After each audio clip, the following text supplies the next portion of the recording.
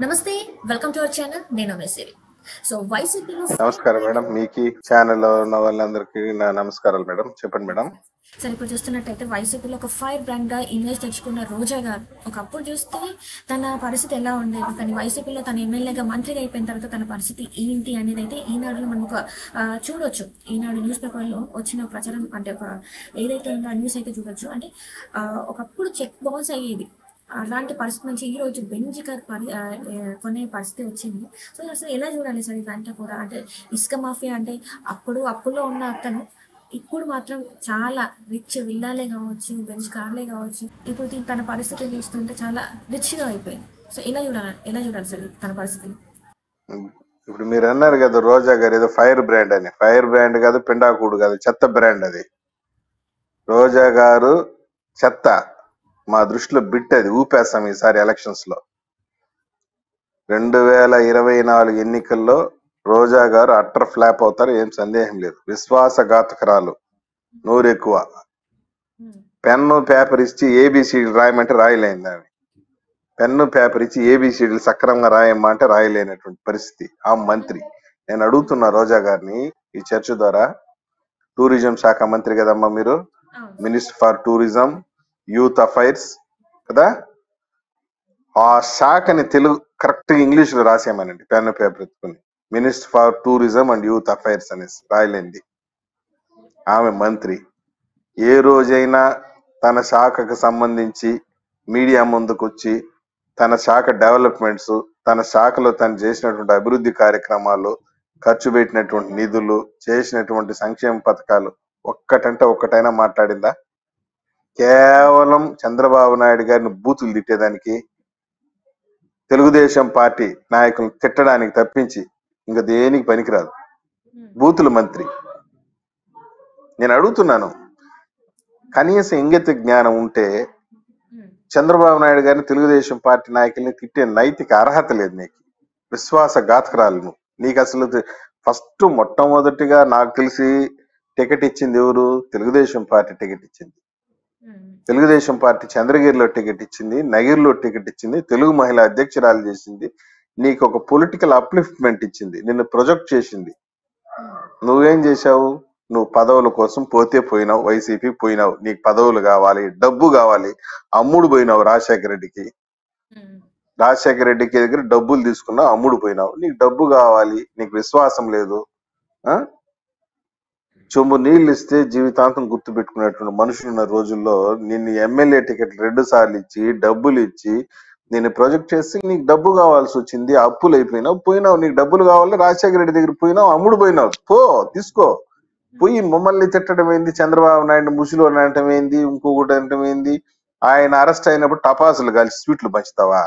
ఏమ్మా, చక్రం ఎప్పుడు కాల చక్రం ఒకే రకంగా ఉండదు, తిరుగుతా ఉంటుంది. గడియారంలో ముళ్ళుంది కదా, టిక్కు టిక్కు టిక్కు టిక్కు టిక్కు అని తిరుగుతుంటుంది.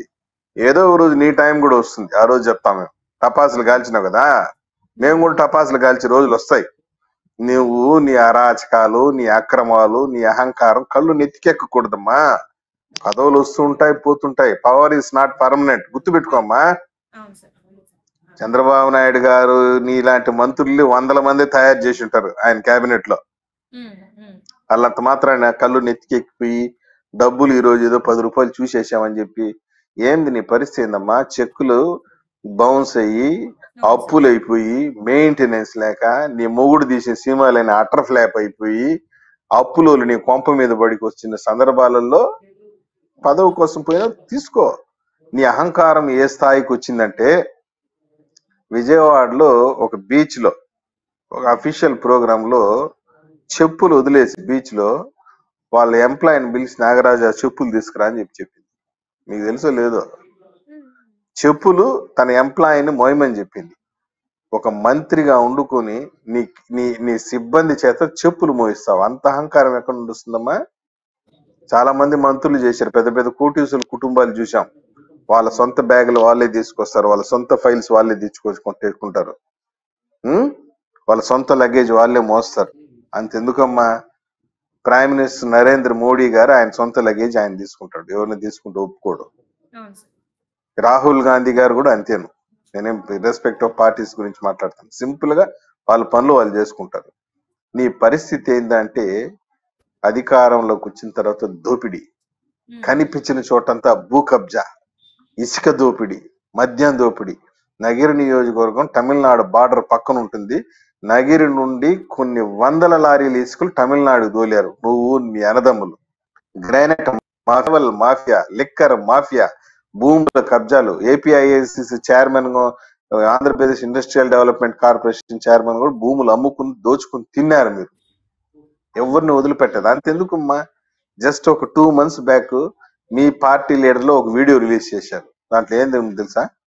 నగిరి మున్సిపల్ చైర్పర్సన్ పదవిని, వైస్ చైర్పర్సన్ పదవిని 60 లక్షలకు అమ్ముకున్నావు, 60 లక్షలు తీసుకున్నది రోజా అని చెప్పి పక్కాగా ఎవిడెన్స్ కూడా వీడియోస్ కూడా రిలీజ్ చేస్తే ఇప్పటి వరకు నువ్వు సమాధానం చెప్పుకోలేని దౌర్భాగ్యమైన పరిస్థితి రోజా గారిది.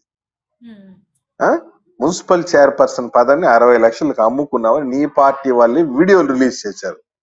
నీ పార్టీ వాళ్ళే వడమాలపేట మండలంలో నువ్వు వాటర్ ప్లాంట్ ఓపెన్ చేసేదానికి వస్తే నిన్ను అడ్డుకున్నారు. నిన్ను పిలవను కూడా లేదు.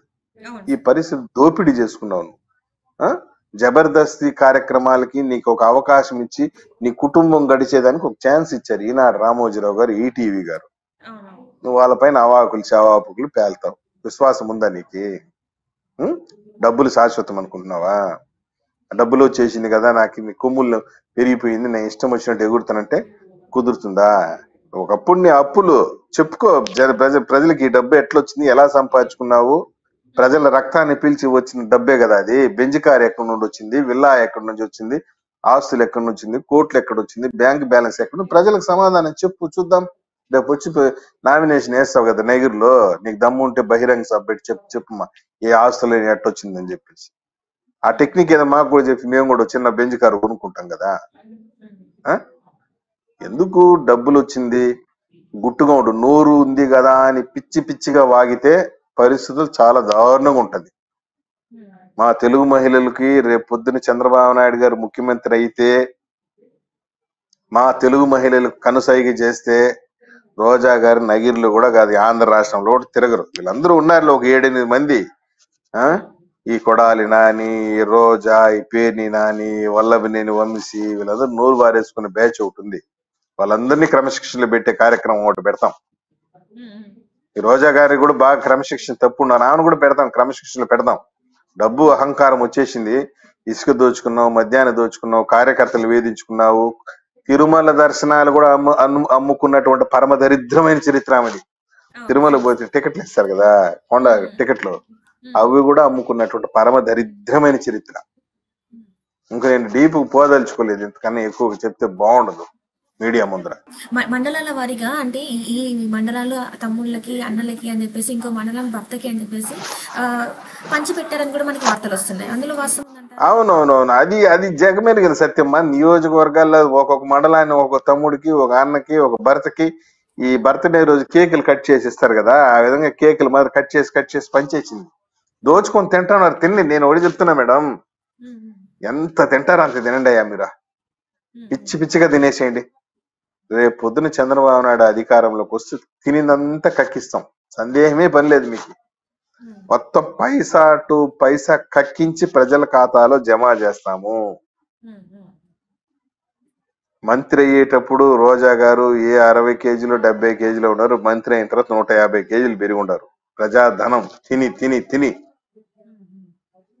నేను చెప్తున్నాను, ప్రజాధనాన్ని అడ్డంగా దోచుకుని తిని ఉండరు. అన్ని కూడా పైసలతో, పైసలతో కూడా కక్కిస్తాం. డబ్బులు వచ్చింది ఏదో గుట్టుగా ఉండకుండా చంద్రబాబు నాయుడు ముసిలోని అనటం, పప్పు అనటం. ఏమ్మా నువ్వు ముసిలిదాని కావా? రేపు పొద్దున నువ్వేమైనా టీనేజ్ లో ఉన్నావు అనుకున్నావా? నీ వయసు ఎంత అనుకున్నావు? 55 60 ఉంది. నువ్వు చంద్రబాబు నాయుడు ముసిలోడు అంటావు. ఎవరు మాత్రం ముసిలోడు గారమ్మా, గుర్తుపెట్టుకోమ్మా. ఆఫ్టర్ 10 years నిన్ను కూడా ముసిలిదాన్ని అంటే, నువ్వు ఇప్పుడు చంద్రబాబు నాయుడు మనోడు దేవాన్షి ముసిలిదానా అంటే గమ్మునుంటావా? ఆ పరిస్థితి తెచ్చుకోవద్దు. కాబట్టి మంత్రిగా ఉన్నావు, ఛాన్స్ వచ్చింది, ఏదైనా 4 మంచి పనులు చేసి 4 మంచి పేరు తెచ్చుకో.